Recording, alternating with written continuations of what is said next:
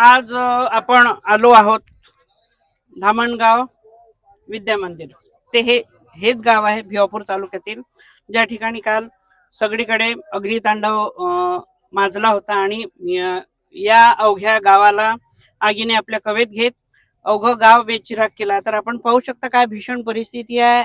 अजूनही दूर निघत आहे, आग पूर्णपणे काही विझलेली आहे नाही. गावकरी मोठ्या संख्येने या ठिकाणी जमलेले आहेत. आपण आढावा घेण्यासाठी आलो आहे, काय कशा पद्धतीने इथे नुकसान झालंय, काय परिस्थिती या गावात आपण जाणून घेऊया. आपल्यासोबत भिवापूर तालुक्याचे तहसीलदार आहेत, तर आपण त्यांच्याकडनं जाणून घेऊया या गावात जी परिस्थिती ओढवली, काय कशा पद्धतीने आता शासन गावकऱ्यांच्या मदतीला धावून येणार आहेत. सर नमस्कार. काल सायंकाळी 8च्या सुमारास या ठिकाणी आकस्मिक आग लागल्यामुळे या ठिकाणी आम्हाला समजल्यानंतर आम्ही तात्काळ जवळपासच्या ज्या काही अग्निशमन यंत्रणेच्या गाड्या आहेत त्या सगळ्या गाड्यांना पाचारण केलं या ठिकाणी. आणि रात्री जवळपास 2-3 वाजेच्या सुमारास आम्ही सर्व आग आटोक्यात आणलेली आहे.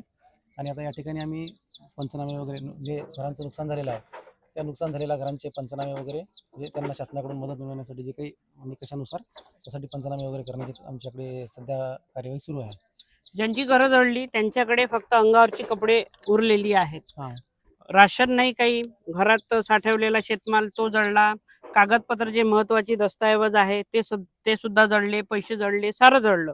तर आता प्राथमिकता काय आपण म्हणजे कुठलं पाऊल उचलणार? सद्यस्थितीमध्ये आता आम्ही पंचनामेच करतोय. त्यांचं जे काही नुकसान झालेलं असेल तर ते पंचनाम्यामध्ये सगळ्या नुकसानीच्या ज्या काही वस्तू झाल्या असतील त्या सगळ्या वस्तूंची नोंद आम्ही त्यामध्ये घेणार आहोत. आणि पंचनामे केल्यानंतर मग आम्ही वरिष्ठ कार्यालयामध्ये नुकसान जे काही अनुदान आहे त्यासाठी आम्ही ते अहवाल पाठवणार आहोत. आणि आता पंचनामे होतील आणि त्यांच्याकडून काही रेकॉर्ड लागेल आपल्याला, समजा कोणाचं आधार कार्ड पाहिजे, काही पाहिजे, तर हे कागदपत्र सुद्धा त्यांची जर जळाली आहेत तर मग आता काय भूमिका असेल आपली? आपण कागदपत्र मागू की थेट मदतीसाठी आपण हात पुढे करू? नाही, करू ना, आपण मदत करू आणि काही ना काही मार्ग काढू त्यामध्ये. आता सध्या यांची व्यवस्था कुठे केली आहे राहण्याची आणि जेवणाची? काल आम्ही त्यांना आपल्या ग्रामपंचायतमध्ये त्यानंतर शाळेमध्ये व्यवस्था केलेली होती. परंतु जे लोक आहेत त्यांनीच या गावच्याच इतर त्यांचे काही नातेवाईक असतील, मित्रमंडळी असतील, त्या ठिकाणीच त्यांनी राहणं प्रेफर केलं. पण आम्ही त्यांची व्यवस्था केलेली होती.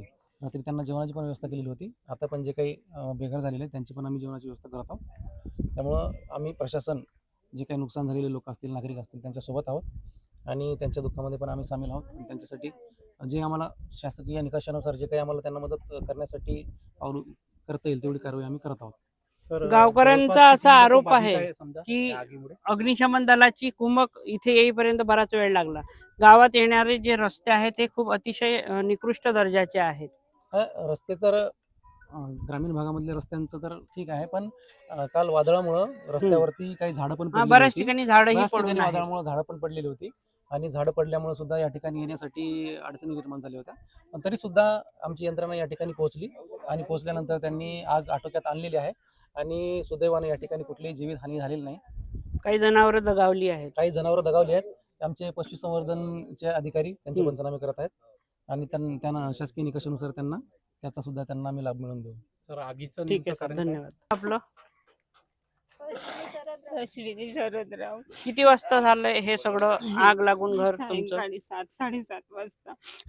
घरात कोण होतं तेव्हा? आम्ही सगळेच मुलाबाळासकट सगळेच होतो. आणि घरचे तुमचे पती वगैरे किंवा कोणी पुरुष मंडळी? हवादून सुरू होती. आम्ही दरवाजा लावून पोरांले अंदर घेतलं होतं. टीना भडबड उडत होत्या म्हणून पोरांले वाचवासाठी आम्ही दरवाजा टेकवला होता. अच्छा. जेव्हा दरवाजा उघडून पाहिलं तर पूर्ण विस्तव आमच्या घरावर आला होता. तशीच आम्ही जीव वाचून पोरायला घेऊन पळालो आम्ही. आम्हाला काहीच नाही सुचलं. कुठे थांबले होते मग तुम्ही? कुठे गेले इथून आम्ही निघाल्यानंतर? तिथून तिकडे चौकामध्ये गेलो होतो. तिथून आम्हाला त्या गाववाल्यांनी आम्हाला दुसऱ्या गावाला नेऊन शिफ्ट केलं होतं. नाही, रात्री चाललो आम्ही 12 वाजता. झाल्याच्या नंतर आले ते सगळे.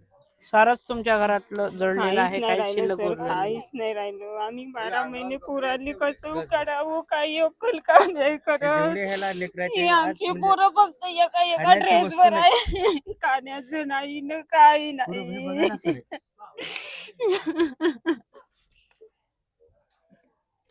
कसा उदरनिर्वाह करायचा आम्ही 12 महिने पोरा कसं पोचा अक्कल काम नाही करत.